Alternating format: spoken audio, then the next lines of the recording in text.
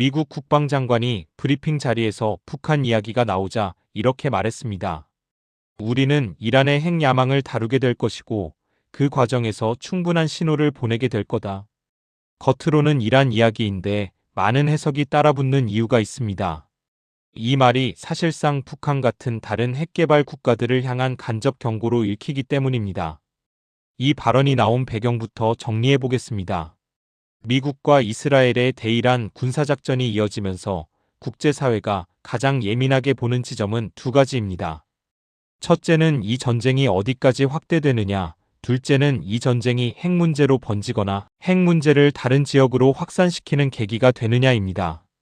이런 상황에서 중국과 북한이 미국의 군사행동을 강하게 비판했고 기자들은 바로 그 반응을 묻는 질문을 던졌습니다. 그 질문에 대한 국방장관의 답은 단순한 외교 멘트가 아닙니다. 우리는 이란의 핵 야망을 다룬다. 그리고 그 과정에서 충분한 신호를 보낸다. 이건 쉽게 말하면 이런 뜻이 됩니다. 미국은 이란을 상대로 핵 문제를 이유로 군사력을 사용했고 그 결심과 실행 자체가 다른 핵도전 세력에게도 메시지가 될 수 있다는 겁니다. 그럼 왜 하필 북한이 함께 거론됐을까요? 국제 보도에서 반복적으로 등장하는 프레임이 있습니다. 이란과 북한이 미사일 기술이나 무기, 체계 측면에서 연결돼 왔다는 의혹과 분석이 과거부터 꾸준히 제기돼 왔다는 점입니다. 여기서 중요한 건 단정이 아니라 표현의 수위입니다. 확인된 사실과 분석, 의혹을 분리해야 합니다. 지금 시점에서 공개 보도 기반으로 확실한 것은 북한이 이번 사태에서 미국과 이스라엘을 강한 표현으로 비난했고 미국 국방장관이 그 질문에 대해 이란 핵을 다루면서 충분한 신호를 보낸다고 말했다는 점입니다. 북한은 3월 1일 외무성 대변인 담화에서 미국과 이스라엘의 대이란 군사작전을 불법적인 침략, 행위이자 주권 침해라고 규탄했습니다. 그러면서 미국의 군사력 남용을 강한 어조로 비난했습니다. 이런 메시지는 북한이 국제 무대에서 자주 쓰는 프레임과 이어집니다. 상대를 침략자로 규정하고 자신은 주권과 체제 안전을 지키는 쪽이라고 주장하는 방식입니다. 동시에 직접적인 전쟁 개입 신호를 공개적으로 내기보다는 정치적 비난으로 먼저 여론전을 펴는 경우가 많습니다. 중국의 반응도 함께 봐야 합니다. 중국 외교부는 미국과 이스라엘의 이란 군사 타격에 우려를 표하고 주권과 영토 보전을 강조하는 입장을 밝혔습니다. 특히 민간인 피해, 무력 사용의 위험성을 언급하며 확전 방지를 촉구하는 흐름이 이어졌습니다. 중국은 기본적으로 중동에서 전면적 군사 충돌이 커지는 걸 원하지 않습니다. 에너지 수급, 해상 물류, 글로벌 경기 모두에 부담이 되기 때문입니다. 그래서 공식 메시지는 확전 반대와 외교적 해결 쪽으로 갑니다. 다만 여기서 또 하나의 현실이 있습니다. 중국은 이란과 경제적 이해관계가 있고 전쟁이 길어질수록 국제 제재와 공급망 문제 속에서 각국이 자기 이해를 따라 움직일 수밖에 없다는 점입니다. 중국이 군사적으로 직접 뛰어들 가능성은 제한적으로 보더라도 전쟁 국면에서 외교적 영향력이나 경제적 거래가 어떤 형태로든 변수가 될 수 있다는 해석이 나오는 이유입니다. 러시아는 더 노골적으로 미국과 이스라엘을 비판하고 있습니다. 러시아는 미국이 거짓 명분으로 이란을 공격했다고 비난했고 이란 지도부 제거와 체제 흔들기 같은 흐름으로 읽힐 수 있는 움직임에 강한 반감을 드러냈습니다. 또 러시아 외교 라인에서는 이번 전쟁이 오히려 핵 확산을 부를 수 있다고 주장하기도 했습니다. 즉 이란만의 문제가 아니라 중동 전체와 주변 국가들이 핵을 더 원하게 만드는 역효과가 날 수 있다는 논리입니다. 러시아의 메시지는 두 층입니다. 하나는 미국 주도의 질서를 흔드는 선전전, 다른 하나는 자신들의 전략적 파트너를 지키려는 계산입니다. 다만 러시아 역시 다른 전선에서 부담이 큰 상황이기 때문에 직접 군사 개입 가능성은 제한적이라는 분석이 함께 나옵니다.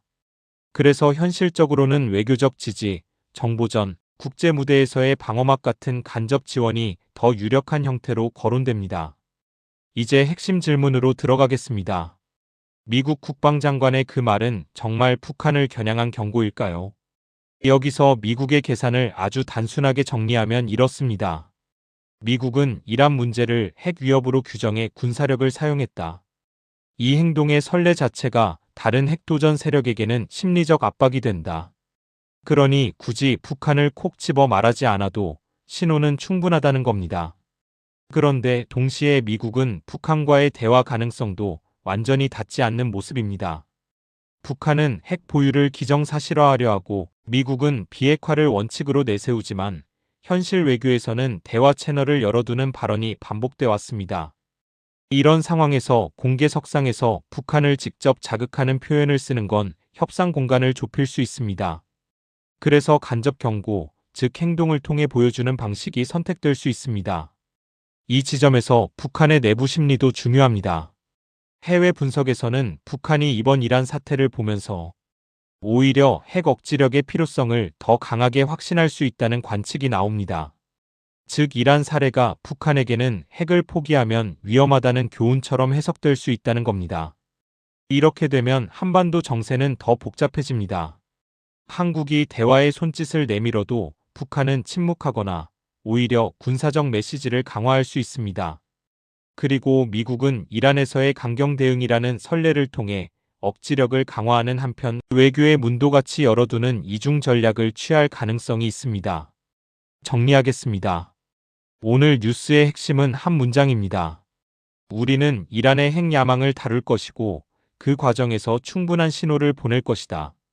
이 말은 북한을 직접 지목하지 않았지만 북한이 그 신호를 읽을 수밖에 없는 구조를 만들고 있습니다.